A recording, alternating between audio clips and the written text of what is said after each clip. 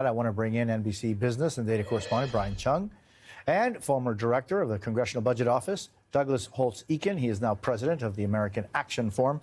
Hey, so Brian, we're seeing all of these issues, and Janice was bringing us, this factory that makes hair products and talking about baby car seats, the vast majority of which are bought in the United States are made in China.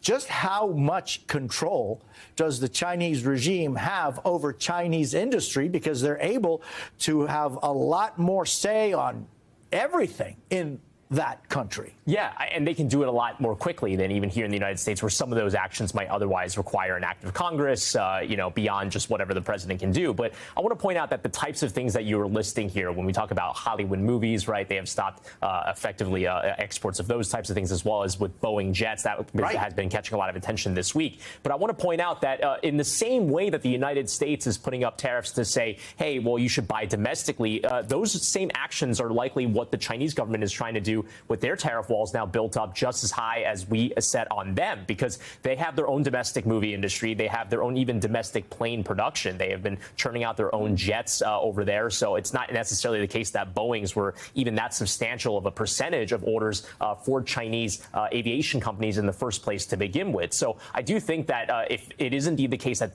that these tariffs are here to stay, if they're not a negotiating tactic, which is a kind of big question still politically, really, regardless, what we're talking about here is a potential decoupling of these two economies, where China can go it alone on some of these industries. In fact, they've maybe been setting themselves up over the past few years to do so. They have their own auto industry as well. So it's a different story than, say, let's say in the 2000s, where they needed the United States to get some of this heavy industrial, also cultural types of exports. They kind of have it they kind of have it domestically in some cases. On the other hand, they very much depend on the American consumer. Yeah, I mean, these are the two largest economies in the world, and they are very deeply intertwined. So if there is a decoupling, that's a big deal. And Douglas, the leader of the Chinese regime was visiting Southeast Asia to try to shore up those relationships in the middle of the trade war. What kind of impact could they have? And Xi Jinping has been meeting with all kinds of leaders. I'm thinking of the Cuban regime that was over there some time ago.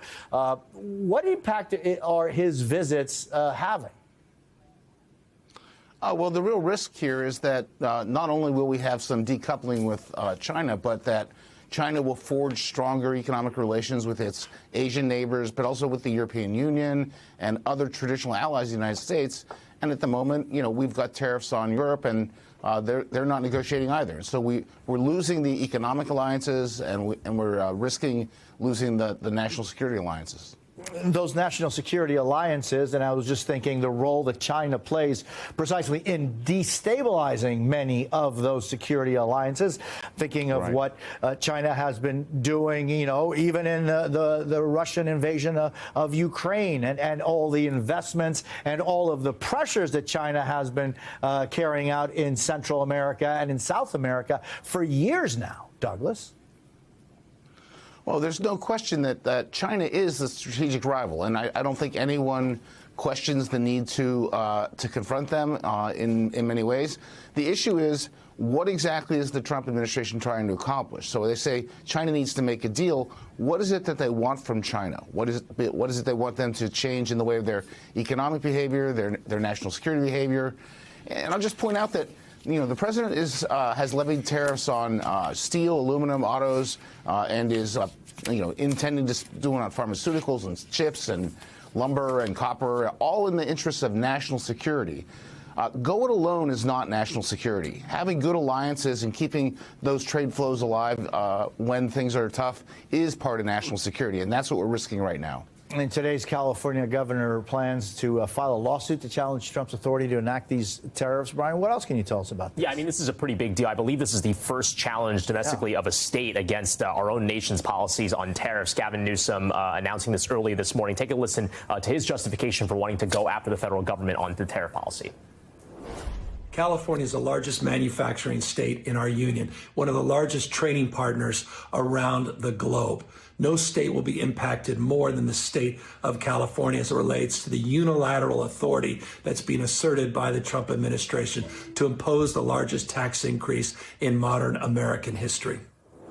I mean, it is indeed the case that the state of California independently is such a big economy. You were to kind of parse it out from the rest of the United States as well. Oh, it's huge. And I think that not only as a manufacturer, as the governor was kind of characterizing there, but also as an importer of goods, specifically from China, given its proximity to Asia. It's a lot closer, across the Pacific Ocean than it is to, the East Coast. But I do think that the legal questions here are very much big. Like, what is the authority of a state to challenge the federal government's authority over putting these tariffs in place? I think those mechanisms and whether or not California has a shot in court is a separate question. Yeah, Douglas, what do you think of it? How much power does a single state have when it comes to tariffs vis-a-vis the federal government?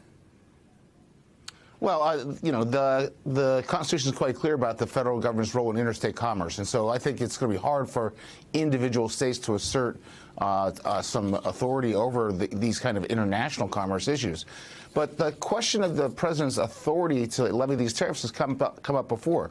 The Senate questioned his ability to declare the emergencies to give him the power to levy the tariffs. And, the United States is in a national economic emergency, but we haven't said the nature of that emergency. I think it'd be wise for the Congress to reassert some of its authority over the president and say, okay, you want to have an emergency? Tell us what it is. Tell us how long it's going to last. Under what circumstances is it over? And we haven't seen anything like that. Douglas Holtz-Eakin and Brian Cheung, thank you very much. By the way, the White House is telling us right now that the president is meeting right as we speak with Japanese officials vis-a-vis the economic policy of the United States. I thank you both so very much for being with us.